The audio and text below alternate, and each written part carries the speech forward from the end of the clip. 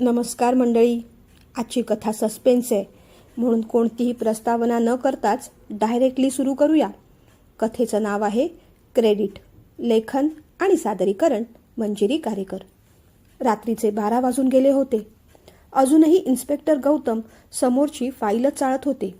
एक वेगळीच केस त्यांच्यासमोर होती आणि त्यांना ती सोडवता येत नव्हती.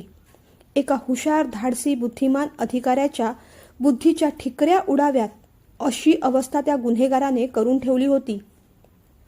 एखादा गुन्हेगार ट्रेनिंग घेतलेल्या बुद्धिवान इन्स्पेक्टरपेक्षा हुशार असू शकतो, हीच गोष्ट त्यांच्या इगोला लागली होती.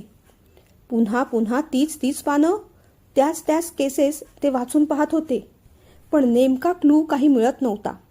धागे दोरेच पकडता येत नव्हते. गौतम, तुम्ही अजूनही जागेच आहात? बायकोने श्रद्धाने विचारलं. हो. जागून काम करणं एवढं महत्त्वाचं आहे का? तिने पुन्हा एकदा हळुवारपणे विचारलं. कामच तर होत नाहीये. असा प्रश्न आहे की जो सुटतच नाहीये माझ्याच्याने. ते जरा रागावूनच म्हणाले. म्हणजे मला कळलं नाही, ती म्हणाली.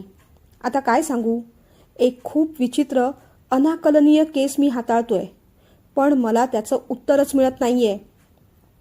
काळजीने इन्स्पेक्टर गौतम बायकोला म्हणाले. कसली केस आहे? मी कदाचित मदत करू शकणार नाही, पण सांगितल्यामुळे तुमचं टेन्शन मात्र नक्कीच हलकं होईल, ती हसून म्हणाली. सांगेन, पण आधी 1 कप कॉफी आणून देशील? त्यांनी प्रेमाने विचारलं.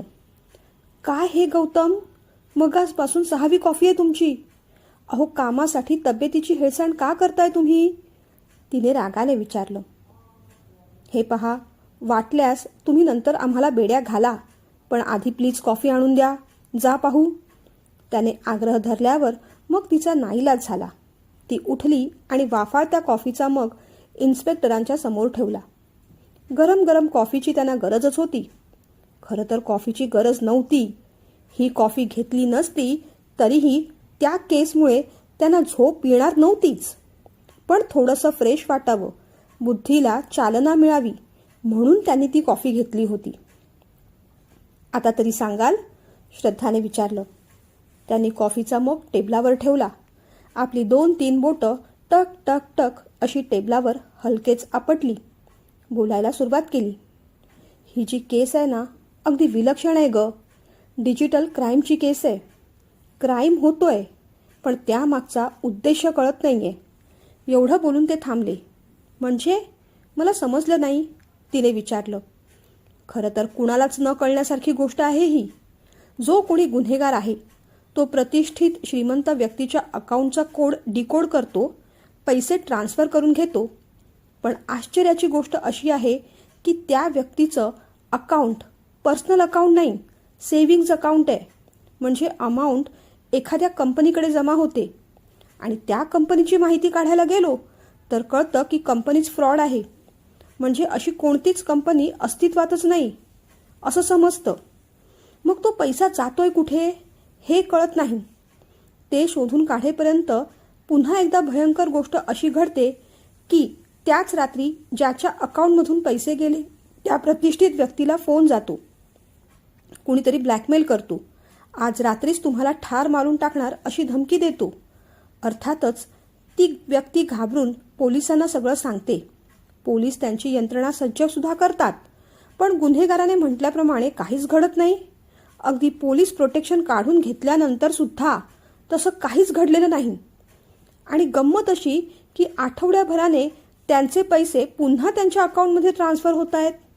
त्या गुन्हेगाराला त्यांचा पैसाही नकोय, जीवही नकोय. पण मग तो एवढा विचित्र खेळ का करतोय हेच मला कळत नाहीये. कसला खेळ आहे हा हे समजतच नाहीये. इन्स्पेक्टर गौतम आता जाम वैतागले होते. रागानेच आपली मूठ त्याने टेबलावर आदळली. जोपर्यंत त्या गुन्हेगाराला मी पकडत नाही तोपर्यंत मी स्वस्थ बसणार नाही. श्रद्धा सुद्धा विचार करत राहिली. गौतम, त्या माणसाचं इंटेन्शन काय हे कळणं खरंच कठीण आहे, पण एवढं बाकी नक्की की ती व्यक्ती प्रचंड हुशार आहे. डिजिटल हॅकिंगचं तिला संपूर्ण ज्ञान असणार. तिला कुणाचा पैसा नकोय, कदाचित कुणाचा जीवही घ्यायचा नाही, पण उगीच भावनांशी मात्र खेळायचंय. मग अशी कोणी व्यक्ती तुमच्या आजूबाजूला आहे का? तिच्या या प्रश्नाने समुद्रात सुनामी यावा, अगदी तसंच इन्स्पेक्टर गौतम यांच्या मेंदूचं झालं. विचारांचा सुनामी आला. हो, आहे. अभय अभय वेलणकर, माझ्या संपर्कात असलेला एथिकल हॅकर. पण तो कुणाच्या भावनांशी खेळ असं वाटत नाही. तो पोलिसांसाठीच काम करतो. मुळात तो हे का करेल? अतिशय शांत, सज्जन, सुस्वभावी मुलगा आहे तो. शिवाय त्याच्यावर संशय तरी कसा घेऊ? कारण भारतात तो एकटाच एथिकल हॅकर नाही. अनेक जण हे अशा प्रकारचं काम करत असतात. त्यापैकी सुद्धा कोणीतरी असू शकेल. इन्स्पेक्टर म्हणाले. एथिकल हॅकर म्हणजे नक्की काय हो? तिने विचारलं. अगं, म्हणजे ते डिजिटल हॅकरच असतात. पण ते पोलिसांसाठी किंवा देशाच्या सुरक्षिततेसाठी काम करत असतात. त्यांच्याकडून कोणत्याही गोष्टी लीक होत नाहीत, त्यांनी बायकोला समजावलं. अच्छा, मग तुम्ही म्हणता तसं कदाचित दुसरं कुणीतरी असेल. पण का कुणास ठाऊक इन्स्पेक्टर गौतम यांचं मन पुन्हा पुन्हा अभय वेलणकरच्या नावापाशीच घुटमळत राहिलं. कारण कोणत्या ना कोणत्या निमित्ताने इन्स्पेक्टर गौतम आणि अभय यांच्या संपर्कात आलेल्या प्रतिष्ठित व्यक्तींच्या बाबतीतच हे असं काहीतरी घडलं होतं. पण तरी त्यांना एक गोष्ट कळत नव्हतीच की अभय हे का करेल. त्यात त्याचा कोणताही आर्थिक भौतिक फायदा नाही. मुळात स्वार्थासाठी, फायद्यासाठी जगणारा तो माणूसच नाही. अगदी शांत, गरीब, अनाथ मुलगा आहे. पण मग त्याला कोणी धमकावत असेल का? पण कशासाठी? जो कोणी धमकावत असेल तोही पैसे घेत नाहीये. पैसे तर परत ट्रान्सफर केले जात आहेत.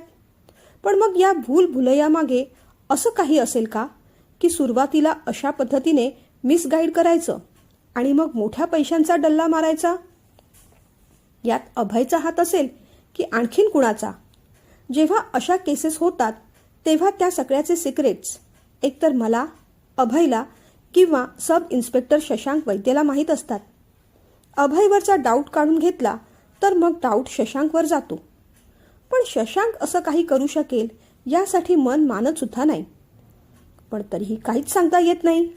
त्याच्या आयुष्यात पैसा, स्टेटस त्याला खूप महत्त्वाचं आहे. त्याचा प्लॅन कदाचित वेगळा असेल. मला मिसगाईड करायला सुरुवातीला म्हणून तो असं काहीतरी करत असेल आणि मग अभयच्या साथीने एक मोठा प्लॅन बनवून तो मोठी अमाऊंटसुद्धा मिळवेल, असंही असू शकेल. बोटांची टकटक वाढली तशी श्रद्धा अस्वस्थ होऊ लागली. अहो जाऊ देत, चला आता झोपायला. 1:30 वाजायला आले. मला झोप आलीये, चला ना, म्हणत ती बाहेर पडली. इन्स्पेक्टर गौतमनी सुद्धा फाईल बंद केली, लाईट बंद केला. तेही झोपायला निघून गेले. दुसऱ्या दिवशी नेहमीप्रमाणे ते पोलीस स्टेशनला गेले. त्या दिवसात घडलेल्या सगळ्या केसेस आटपल्या. आपली सगळी कामं आटपली. पण मुख्य केसचा विचार मनातून जात नव्हता. मेंदू आतून कुणीतरी पोखरावा असं त्या केसमुळे त्यांचं झालं होतं. पण त्या दिवशी तरी काही घडलं नाही. त्यांना जरा बरंच वाटलं. खूप दमायला झालं होतं. आज रात्री जाऊन झोप पूर्ण करावी असं त्यांनी ठरवलं. पण ती झोप त्यांच्या नशिबात नव्हती. रात्री हवालदार पांडेंचा फोन आला. त्यांनी गडबडीने फोन घेतला. साहेब, पाटणकर ज्वेलर्स पोलीस स्टेशनमध्ये येऊन बसलेत. तुम्हालाच भेटायचंय असंच सारखं म्हणतायत. तसं मी सब इन्स्पेक्टर भोसलेंशी भेट घालून दिली, पण तरीही तुम्हालाच भेटायचं असा त्यांचा आग्रह आहे. खरं तर तुम्हाला फोन करून मी त्रास देणारही नव्हतो, पण तुमचा आणि त्यांचा चांगला परिचय आहे म्हणून फोन केला. खरं तर तेच तुम्हाला डायरेक्टली फोन करणार होते, पण मी म्हटलं की सर आत्ताच थकून गेले आहेत, लगेच फोन करू नका. पांडेंनी हळूहळू सगळी माहिती दिली. इन्स्पेक्टर गौतमनी डोक्याला हात लावून घेतला. आता त्यांचा काय प्रॉब्लेम झालाय? वैतागत त्यांनी विचारलं. अहो, त्यांचाही डिजिटल फ्रॉड झालाय असं म्हणतायत. पांडे असं म्हणताच इन्स्पेक्टरांचे डोळे मोठे झाले. असं? आणि हे कधी घडलं? फोन द्या जरा त्यांना. बरं, असं म्हणत मग पांडेंनी फोन पाटणकरांच्या हातात दिला. पाटणकरांनी आपली सगळी स्टोरी सांगितली. स्टोरी काहीच वेगळी नव्हती. फक्त मुख्य कॅरेक्टरचं नाव बदलून आता पाटणकर एवढं आलं होतं. तीच स्टोरी. पैसे चोरीला गेले, काल रात्री धमकीचा फोन आला. पाटणकर आपली स्टोरी घोळवत घोळवत सांगत राहिले. इन्स्पेक्टर गौतम जरा वैतागले. म्हणाले, काळजी करू नका पाटणकर साहेब, आठवडाभर थांबा. पुन्हा अकाउंटमध्ये पैसे येतील. कॉन्फिडेंटली इन्स्पेक्टर गौतम असं बोलून गेले आणि मग त्यांना स्वतःचीच लाज वाटली. शी, आपण गुन्हेगाराबद्दल एवढी गॅरंटी देतोय. मग विषय सावरत ते म्हणाले, हे पहा, मला असं म्हणायचं होतं की याआधी ज्या काही केसेस घडल्या आहेत त्या सगळ्या केसमध्ये असंच झालं होतं. इन्स्पेक्टर गौतम म्हणाले. मग पाटणकर सुद्धा भडकले. अहो, पण मग तुम्ही गुन्हेगाराला पकडत का नाहीत? तो सगळी रक्कम लंपास करायची वाट पाहत आहात की काय तुम्ही? आणि तुम्ही एवढ्या कॉन्फिडेंटली बोलताय की जसं काय त्या गुन्हेगाराने तुम्हाला पत्र पाठवून सांगितलंय की तो माझी रक्कम परत करणार आहे म्हणून. पाटणकर भडकले. तसे इन्स्पेक्टर गौतम जास्तच अस्वस्थ झाले. त्यांच्यातला इन्स्पेक्टर अचानकच जागा झाला. तुमचं म्हणणं मला कळतंय मिस्टर पाटणकर. आपले संबंध चांगले आहेत म्हणून मी उलट उत्तर करत नाहीये. पण पोलिसांशी बोलायची ही पद्धत नव्हे. तुम्ही केसचा रिपोर्ट केलाय ना, मग तुम्ही येऊ शकता. आता तपास कसा करायचा ते आम्हाला ठरवू दे. काय करायचं आम्ही पाहतो. इन्स्पेक्टर गौतम रागाने म्हणाले. तुम्ही काय पाहताय साहेब? ऑलरेडी अशा 4 केसेस झाल्यासुद्धा. काय केलं तुम्ही? पाटणकरांनी सुद्धा आवाज चढवला. मिस्टर पाटणकर, तुम्ही तुमच्या लिमिट क्रॉस करताय. पुन्हा एकदा मी तेच सांगतो, पोलिसांशी बोलायची ही अशी पद्धत नसते. आम्ही आमचं कर्तव्य व्यवस्थित पूर्ण करतोय. तुम्ही तर असं बोलताय जसं की आम्ही जाणून बुजून गुन्हेगारांना पाठीशी घालतोय. हे पहा, आता जास्त काही बोलायला थांबूच नका प्लीज, नाहीतर मलाही पोलिसी खाक्या दाखवण्याची वेळ येईल. मी तुम्हाला खात्री देतो, लवकरात लवकर या केसचा छडा लागेल. डोंट वरी. आणि मग त्यांनी फोन ठेवून दिला. पाटणकरांचा नाईलाज झाला. आठवडाभर वाट पाहण्याशिवाय आता त्यांच्याकडे पर्याय नव्हता. खरं तर आता पोलिसांपेक्षा त्या गुन्हेगारावरच त्यांचा जास्त विश्वास होता.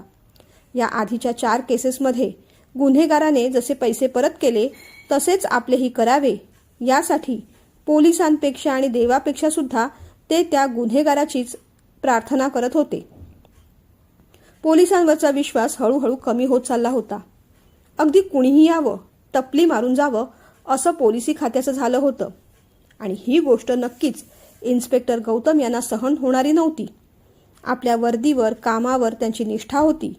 काहीही झालं तरी त्याच्यावर कुणी ओरखडा पाडलेला त्यांना सहनच होणार नव्हतं. आज पाटणकर अप्रत्यक्षपणे अपमान करून गेले होते. चॅलेंजेस देऊन गेले होते. इन्स्पेक्टर आज सरळ स्टडी रूममध्ये गेले. श्रद्धा, मला अजिबात डिस्टर्बन्स नको आहे. मी ऑलरेडी खूप डिस्टर्ब आहे. त्यांनी दरवाजा धाडकन लावून घेतला. डॉक्टर काय, पोलीस काय आणि सैनिक काय, अशा लोकांच्या घरी अशा प्रकारचे टेन्शन्स नेहमीच असतात. श्रद्धा शांत राहिली. फक्त नवऱ्यावर आलेलं संकट आणि त्यांच्या डोक्यात असलेली चिंता लवकरात लवकर निघून जावी यासाठी ती प्रार्थना करत राहिली. रात्रीचे 12 झाले, 12:30 झाले. इन्स्पेक्टर गौतमांनी नेहमीप्रमाणे त्यांच्या व्हाईट बोर्डवर काहीतरी लिहायला सुरुवात केली. त्यांनी आधी त्यांच्या डायरीमधल्या 4 घटनांच्या तारखा लिहिल्या. समोर व्यक्तींची नावं लिहिली. डिजिटल फ्रॉडचा पॅटर्न लिहिला. आजची ही घटना 5वी. पॅटर्न तोच, नाव आणि तारीख मात्र वेगळी. मुख्य म्हणजे ही व्यक्तीसुद्धा योगायोगाने इन्स्पेक्टर गौतम, एथिकल हॅकर अभय वेलणकर आणि सब इन्स्पेक्टर शशांक या तिघांनाही ओळखणारी होती. त्यांनी घड्याळात पाहिलं. 1:30 वाजून गेला होता. आज पोलीस स्टेशनमध्ये शशांक असायला हवा होता, पण आपण निघेपर्यंत तरी तो आला नव्हता. हवालदार पांडेसुद्धा त्याच्याबद्दल काहीच बोलले नाहीत. सब इन्स्पेक्टर भोसलेंनी ही केस हाताळली, पण मग शशांक कुठे? एवढ्या रात्री फोन करावा की करू नये असा संभ्रम होता, पण तो क्षणभरच टिकला. कामापुढे आणि कर्तव्यापुढे त्यांना कुणाचीच पर्वा नव्हती. त्यांनी लगेचच पोलीस स्टेशनमध्ये आधी फोन लावला. हवालदार पांडेंनीच तो फोन उचलला. पांडे, मला एक गोष्ट सांगा, सब इन्स्पेक्टर शशांक आले नाहीत का? इन्स्पेक्टर गौतमनी विचारलं. नाही सर, ते आले नाहीत. त्यांना बरं नाही असं म्हणाले. 2 दिवसांपासून ते येतच नाहीयेत. भोसले साहेबांना त्यांनी तसं कळवलं, पांडे म्हणाले. अच्छा ठीक आहे, असं म्हणत त्यांनी फोन ठेवून दिला. पण इन्स्पेक्टर गौतमांच्या डोक्यात भलतंच चक्र चालू झालं. हा 2 दिवसांपासून येत नाहीये आणि ही गोष्ट आपल्या लक्षात कशी आली नाही? त्याला नाईट शिफ्ट होती ठीक आहे, पण आपणही विचारायला हवं होतं. कुठेतरी धागादोरा मिळतोय का? यात शशांकचा काही हात नसेल ना? दुसऱ्या दिवशी पोलीस स्टेशनमध्ये गेल्या गेल्या सकाळी सकाळीच त्यांनी सब इन्स्पेक्टर शशांकना फोन केला. Hello sir. भीत भीत सब इन्स्पेक्टर शशांकनी फोन उचलला. कुठे आहेस तू? जरा रागानेच इन्स्पेक्टर गौतमने विचारलं. हॉस्पिटलला आलोय. बोलताना शशांकचा आवाज थोडा कापरा झाला. का? अचानक काय झालं? इन्स्पेक्टर गौतमने विचारलं. थोडा विकनेस वाटतोय. पुन्हा एकदा शशांकचा कापरा आवाज ऐकू आला. कुठल्या हॉस्पिटलमध्ये आहेस तू? मी भेटायला येतो. ऐकूनच सब इन्स्पेक्टर शशांक घाबरले. नको नको सर, मी आपोआप ठीक होईन, ते म्हणाले. ते तर व्हावंच लागेल, कारण आता मीच ट्रीटमेंट द्यायला येणार आहे ना. कोणत्या हॉस्पिटलमध्ये आहेस तू? इन्स्पेक्टर गौतमनी आवाज चढवल्यावर शशांक अधिकच घाबराघुबरा झाला. सर, गावी आलोय हो. काय? हॉस्पिटलमध्ये ॲडमिट व्हायला गावी गेलास? रागानेच गौतमने विचारलं. पलीकडून काही आवाज आला नाही. अरे, काहीतरी विचारतोय मी, बोल लवकर. पुन्हा एकदा विचारल्यावर मग हळू आवाजात सब इन्स्पेक्टर शशांक म्हणाले. सर, मुलगी पाहायला आलो होतो. शशांक म्हणाले. मुलगी? कोणती मुलगी? पटकन इन्स्पेक्टर गौतम विचारून गेले. अहो, लग्नासाठी. डोक्याला हात लावत शशांक म्हणाले. म्हणजे हॉस्पिटलचा आणि तुझ्या इथे नसण्याचा काहीच संबंध नाही, बरोबर? पलीकडून पुन्हा शांतता. मला उत्तर हवंय. इन्स्पेक्टर गौतमांचा आवाज चढला. सर, आता हे कारण कसं सांगू? तुम्ही चिडू नका. मी आल्यावर तुम्हाला फोटो दाखवतो ना. गडबडीत काहीतरी शशांक बोलून गेला. गप्प बस तू. परत कधी येणार तेवढं सांग. आज रात्री निघणार सर, उद्या येणार. काल सुपारी फोडली ना, आता काळजीचं कारण नाही. हे बोलताना मात्र तो जरा रिलॅक्स वाटला. छान. तू तिथे सुपारी फोड आणि आता बघ मी तुझी सुपारी घेतो की नाही. इन्स्पेक्टर गौतम भडकल्यावर सब इन्स्पेक्टर शशांक पुन्हा शांत झाले. सॉरी सर, उद्या येतो ना नक्की. आल्यावर बोलू. ठीक आहे. इन्स्पेक्टर गौतमनी मग फोन ठेवून दिला. इन्स्पेक्टर गौतम विचार करत राहिले. याच्यावर तरी कसा डाऊट घेऊ? हा बिचारा अगदीच इनोसंट आहे. खरं कधी बोलायचं, खोटं कधी बोलायचं हे सुद्धा याला कळत नाही. बावळटाला याला कुणी इन्स्पेक्टर केलं? त्यांनी पुन्हा एकदा डोक्याला हात लावून घेतला आणि मग त्यांनी अभय वेलणकरला फोन लावला. हॅलो अभय, इन्स्पेक्टर गौतम बोलतोय. हां, बोला ना सर. आधीच भेदरलेल्या त्याचा आवाज इन्स्पेक्टर गौतम यांच्या आवाजातील जरब ऐकून अधिकच भेदरलेला झाला. कुठे आहेस तू? ऑफिसमध्येच आहे सर, तो म्हणाला. मला तुला भेटायचं आहे. इन्स्पेक्टर गौतम म्हणाले. लंचनंतर पोलीस स्टेशनमध्ये येऊ का? त्याने विचारलं. नाही, नको, बाहेर भेटूया, इन्स्पेक्टर म्हणाले. का सर, बाहेर का? अभयने विचारलं. मी सांगतो म्हणून, भारदस्त आवाजात इन्स्पेक्टर गौतम म्हणाले. काही प्रॉब्लेम झालाय का सर? भीत भीत अभयने विचारलं. काही प्रॉब्लेम नाही, पण तू एवढा का घाबरतोयस? तसा तू नेहमीच घाबरलेला असतोस म्हणा, त्यात काही नवीन नाही. खरं तर तुझं नाव अभयच्या ऐवजी भयभीत असं असायला हवं होतं, ते म्हणाले. अभयला त्यांचा जोक आवडला नाही. तो हसलाही नाही, काही बोललाही नाही. तसं तर इन्स्पेक्टर गौतम सुद्धा हसले नाहीत. मुळात त्यांनी तो जोक मारलाच नव्हता. सध्या तरी अभयकडून त्यांना हवी असलेली माहिती मिळवायची होती आणि आज कोणत्याही परिस्थितीत ती माहिती ते मिळवणारच होते. दुपारी 2 वाजता तुझ्या ऑफिसच्या खाली जे ग्राउंड आहे ना, तिथे ये, त्यांनी ऑर्डर दिली. Okay sir. असं म्हणण्यापलीकडे त्याच्याकडे दुसरा काही ऑप्शनच नव्हता. त्याचं कामच ते होतं. साधारण 1:30 वाजता इन्स्पेक्टर गौतम त्यांची जीप घेऊन अभयला भेटायला निघाले. त्यांनी गाडी ग्राउंड समोर लावली आणि ते उतरले. अभय तिथे आधीच येऊन कट्ट्यावर बसला होता. दुपारच्या रखरखत्या उन्हात तिथे बसणं खरं तर कठीण होतं, पण इन्स्पेक्टरांना वर्दळ नकोच होती. त्यांनी बोटानेच अभयला पुढे बोलवलं. तो उठला. त्यांनी जीपचा दरवाजा उघडला. त्यांनी त्याला बसायला सांगितलं. तो गुपचूप बसला. इन्स्पेक्टर गौतम सुद्धा ड्रायव्हिंग सीटवर जाऊन बसले. मला सांग, सध्या कोणत्या प्रोजेक्टवर काम करतोयस तू? त्यांनी विचारलं. शशांक सरांनी एक काम दिलंय, ते करतोय, हळू आवाजात तो म्हणाला. शशांक सरांनी? कसलं काम दिलंय? इन्स्पेक्टर गौतमांनी विचारलं. अलीकडे डिजिटल फ्रॉडच्या ज्या 4 केसेस झाल्या आहेत त्यासंबंधीची माहिती गोळा करतोय. तो म्हणाला, अरे वा, फारच छान. मग तुझ्या माहितीमध्ये अजून एक अपडेशन टाकतो मी. ती म्हणजे केसेस 4 नाही 5 आहेत. ते असं म्हणताच अभयने चमकून त्यांच्याकडे पाहिलं. हो, ही अपडेटेड माहिती तुझ्या शशांक सरांनी तुला दिली नसेल, नाही का? कारण ते सुट्टी घेऊन आजारी पडले आहेत. असो, मला सांग, तुझा काय अंदाज आहे? हे सगळं कोण करत असेल? इन्स्पेक्टर गौतमांनी विचारलं. सर, तशा 2-3 पॉसिबिलिटीज आहेत. एक तर हे सगळं काम कुणीतरी प्रोफेशनल हॅकर करतोय. दुसरं म्हणजे त्याकरता पोलीस डिपार्टमेंटकडून त्याला सपोर्ट आहे. आणि तिसरी पॉसिबिलिटी म्हणजे पोलीस डिपार्टमेंटमधलंच कुणीतरी वरिष्ठ अधिकारी यात सामील आहे. तो म्हणाला. इन्स्पेक्टर गौतमने मग त्याचा खांदा थोपटला. अरे वा, फारच हुशार आहेस तू. या 3 पॉसिबिलिटीज मूर्खातला मूर्खसुद्धा सांगू शकेल. तू मला नवीन काय सांगितलंस? मला पॉसिबिलिटीज नको, पॉसिबल व्यक्तींची नावं हवी आहेत. त्यांचा आवाज चढला तसा अभय घाबरला. अजून मी तिथपर्यंत पोहोचलेलो नाही सर. तो म्हणाला. हां, तू तिथे पोचणार सुद्धा नाहीस. मुळात तुम्हाला तिथे पोचायचंच नाही आहे. कारण मला पूर्ण डाऊट आहे की यात तुझाच हात आहे आणि तुझ्या बरोबरीने शशांकचा सुद्धा. ते ऐकूनच अभय घाबरला.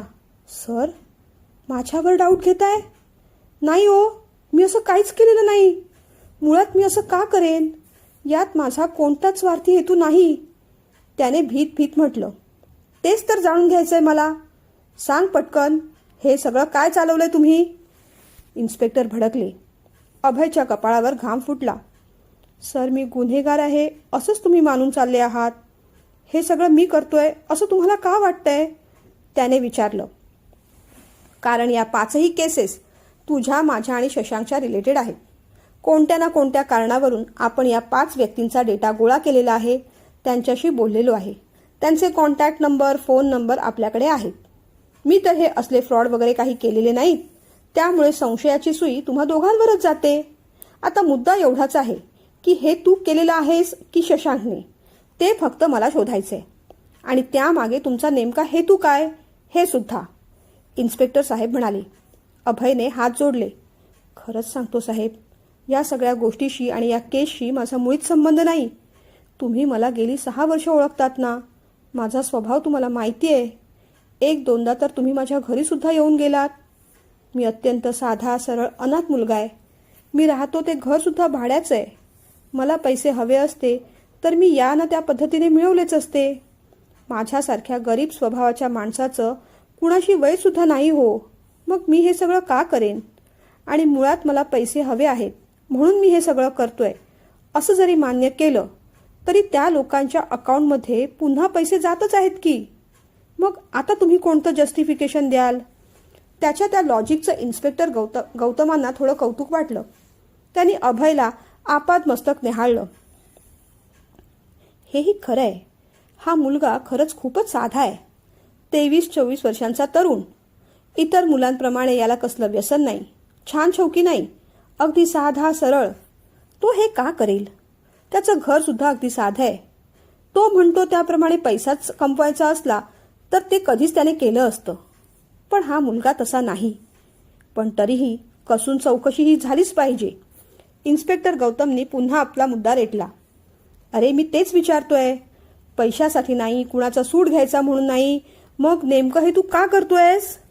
त्यांनी आणखीन खोलात चौकशी केली. आता मी काय बोलू साहेब? मी कळवळून सांगतोय मी हे केलेलं नाही. तुम्ही विश्वासच ठेवत नाहीत. मी तरी काय करू? त्याच्या डोळ्यात आता पाणी आलं.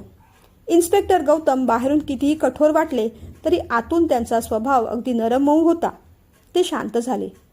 हे बघ, पोलिसांचं काम असंच असतं रे बाबा. पोलीस म्हटले तर कसून चौकशी करणारच. समोरची व्यक्ती गुन्हेगारच आहे असं मानूनच पोलिसांचं काम सुरू होतं. तेव्हा आपण निरपराध आहोत हे त्या व्यक्तीलाच सिद्ध करावं लागतं. तुलाही चांगलं ठाऊक आहे ते तू सिद्ध कर. नाहीतर मी चौकशीसाठी तुला पोलीस स्टेशनला घेऊन जाणारच. इन्स्पेक्टर म्हणाले. आता बिचारा अभय आणखीनच घाबरला. हात जोडून कळवळून म्हणू लागला. सर, तुम्ही मला पोलीस स्टेशनला न्या, चौकशी करा, पण तेव्हाही मी हेच सांगेन की खरंच या कोणत्याही केसशी माझा काहीच संबंध नाही. अभय वेलणकर ही व्यक्ती अतिशय साधी, सरळ, प्रामाणिक आहे. तो कधीच हे सगळं करू शकणार नाही. बोलताना त्याचा आवाज दाटला. मग इन्स्पेक्टर गौतमना थोडं वाईट वाटलं. त्यांनी त्यांच्या खांद्यावर हात ठेवला. हे बघ, वाईट वाटून घेऊ नकोस. तुझ्यावर मी अन्याय होऊ देणार नाही, पण मला माझं काम करावंच लागणार. एक गोष्ट मला खरं सांग, तुझ्यावर कोणतं प्रेशर आहे का? हे काम करून घेण्यासाठी तुझ्यावर शशांक दबाव टाकतोय का? यामागे त्याचा काही हेतू आहे का? त्यांनी हळू आवाजात विचारलं. सर, त्यांचा हेतू आहे की नाही मला माहीत नाही, पण या संबंधित त्यांचं आणि माझं कधीच बोलणं झालेलं नाही. वैयक्तिकरित्या स्वतंत्रपणे या केसशी अशा प्रकारे त्यांचा काही संबंध आहे की नाही हे मी सांगू शकणार नाही, पण माझा त्यांच्याशी किंवा इतर कोणत्याही केसशी चुकीच्या पद्धतीने कोणताही संबंध आलेला नाही. उलट मी सुद्धा त्या गुन्हेगाराची स्किल पाहून आश्चर्यचकित झालेलो आहे. डिजिटल फ्रॉडमध्ये हीच महत्त्वाची गोष्ट असते सर, की सगळं काही टेक्नॉलॉजीच्या आडून होत असतं. व्यक्तीचा चेहरा समोरच येत नाही. पण तुम्ही काळजी करू नका, आपण नक्कीच गुन्हेगारापर्यंत पोहोचू. माझ्यावर थोडा विश्वास ठेवा. तुमच्या विश्वासाला मी कधीच तडा जाऊ देणार नाही. तुमच्यासारख्या जबाबदार प्रामाणिक ऑफिसरला त्याच्या कामाचं क्रेडिट नक्कीच मिळणार. ते मिळायलाच हवं. माझ्यावर विश्वास ठेवा, मी खरं बोलतोय. मी काहीही केलेलं नाही. इन्स्पेक्टर गौतमनी त्याच्या डोळ्यात पाहिलं. सराईत गुन्हेगाराच्या नजरा आणि त्यामागची भीती याच्यावर आता त्यांनी PhD केली होती. पण या मुलाचा निरागसपणा त्याच्या डोळ्यात उतरला होता. हा नक्कीच गुन्हेगार नाही हे आता इन्स्पेक्टर गौतमांना पटलं होतं. पण मग आता संशयाची सुई सब इन्स्पेक्टर शशांककडे जाते. त्याच्या खांद्यावर हात ठेवत इन्स्पेक्टर म्हणाले, ठीक आहे, जा तू आता. चौकशीसाठी पुन्हा एकदा बोलवेनच मी तुला. पण हे बघ, या संदर्भात कोणतीही माहिती मिळाली तर ती शशांकला न देता डायरेक्टली मला द्यायची आहे. समजलं? त्यांनी ताकीद दिली. तो हो म्हणाला, गाडीतून उतरला. Have a good day sir. तो निघून गेला. इन्स्पेक्टर गौतमनी आपली जीप वळवली. ते पोलीस स्टेशनकडे आले. आज मुद्दामूनच ते संध्याकाळी पोलीस स्टेशनला जास्त वेळ थांबणार होते. आज शशांक ड्युटीवर येणारच होता. नाईट शिफ्टला असलेल्या सब इन्स्पेक्टर शशांकची आज ते कसून चौकशी करणार होते. ही केस जोपर्यंत सॉल्व्ह होत नाही तोपर्यंत त्यांना स्वस्थता काय ती लाभणारच नव्हती. ते पोलीस स्टेशनच्या बाहेर आले. त्यांनी जीप साईडला लावली. तेवढ्यात त्यांचं लक्ष पोलीस स्टेशनच्या बाहेर उभ्या असलेल्या पाटणकरांकडे गेलं. पाटणकर सब इन्स्पेक्टर शशांकशीच बोलत होते. पाटणकरांच्या चेहऱ्यावर टेन्शन दिसत नव्हतं. उलट ते रिलॅक्स आणि हसून हसून बोलत होते. इन्स्पेक्टर गौतमना जरा आश्चर्यच वाटलं. आश्चर्य वाटलं ते दोन गोष्टींचं. एकतर काल एवढे चिडलेले पाटणकर आज हसून खेळून का बोलतायत? दुसरी गोष्ट म्हणजे उशिरा येणारा शशांक आज ड्युटीवर लवकर कसा काय आला? ते क्षणभर तिथेच थबकले आणि मनातल्या मनात माणसाच्या नव्हे संभावित गुन्हेगारांच्या स्वभावाचं कॅल्क्युलेशन करू लागले. बरं का मंडळी, आज आपण इथेच थांबूया. दुसरा भाग उद्या येणारच. रहस्य कथा आहे, तेव्हा पुढचा भाग नक्की ऐका. आणि गुन्हेगार कोण असेल, त्यामागे त्याचं काय इंटेन्शन असेल याचा जरा विचार करून ठेवाच. कमेंटमध्ये मला कळवा. आणि हो, कथा कशी वाटते तेही कळवा. तुमच्या उत्तराची वाट पाहते. बरं, आता शेवटाला नेहमीची विनंती, लाईक, शेअर, सबस्क्राईब जरूर करा. चला, उद्या भेटूच.